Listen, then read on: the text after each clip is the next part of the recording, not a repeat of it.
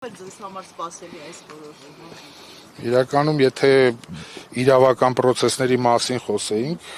սպասելի կլիներ, բայց քանի որ գործընկերս պարոն Սարգսյանը ներկայացրեց արդեն այդ հետապնդումների շարքը, իրականում մեր համար էլ էր անսպասելի, այնուամենայնիվ բավականին ուրախացնող լուր է։ Հաճելիորեն զարմացած ենք դատանի որոշումից, որովհետև իրականում ամբողջ պրոցեսը իրավական առումով մի գրամ կասկած չունեինք, որ պետք է արդարացում լիներ, որովհետև մանրամասն ներկայացեցինք, գեթ մեկ ապացույց չկար, որ պարոն Ծառուկյանը որևէ հանցանք էր կատարել, բայց պրոցեսները, քաղաքական երևույթները մեզ հուշում էին, որ դատանը կաշկանդվածություն ունի եւ ամբողջ պրոցեսի ժամանակ նույնիսկ իր որոշումը չկատարելու հետ կապված հետամուտ չլինելը դրա մասն էր վկայում, բայց այսօր այս որոշումով մենք դատարանի վարքագիծը եւ որոշումը ողջունում ենք եւ տեսնում ենք, որ ի վերջո ամեն դեպքում կարողացավ օրինական եւ արդար որոշում կայացնել, հետեւաբար այս առումով այլ ասելիք չկա, քան ողջունել է արդար դատական ակտի համար։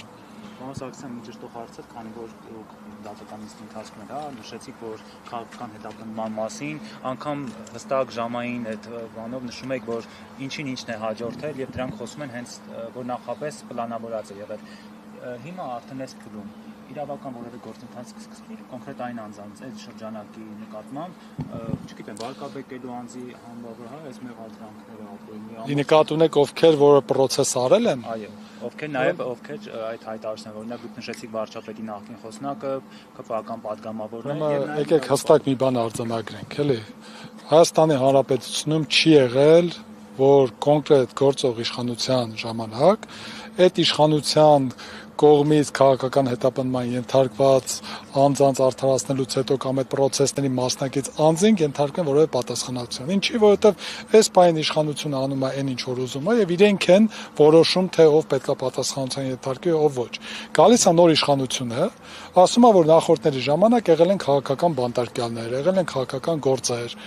Գալիս է հաջորդը մյուսների մասին ասում, բայց իրենք իրեն ժամանակահատվածում ասում են բացառվում է մեր ժամանակահատվածում քաղաքական գործեր չկան եւ հետեւաբար ես չեմ տեսնում որ որևէ մեկի մա պատասխանատվության պետք է ենթարկվի դրա համար, բայց այստեղ մի կարևոր բան կա, տեսեք, այս պահին արդարացում եղավ եւ այո, սա շատ կարևոր է, բայց երբ որ կոնկրետ պահի ժամանակ են խոսում, այնտեղ քաղաքական նպատակներ կան եւ այդ նպատակների համար կոնկրետ գործողություններ են կատարվում։ Հիմա քաղաքական առումով որևէ մեկին կարող է հետաքրքիր չի, բայց այն ժամանակ կոնկրետ հետաքրքրություններ կար։ Ոնց որ մենք հիմա տարբեր գործերով ունենք իրավիճակային հիմա իրենց համար հետաքրքիր է։ Հիմա տեղային հարցը լուծում են, հետո տարիներ հետո թե ինչ է լինում, այդ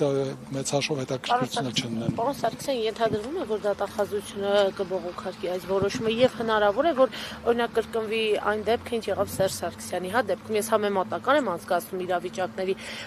որ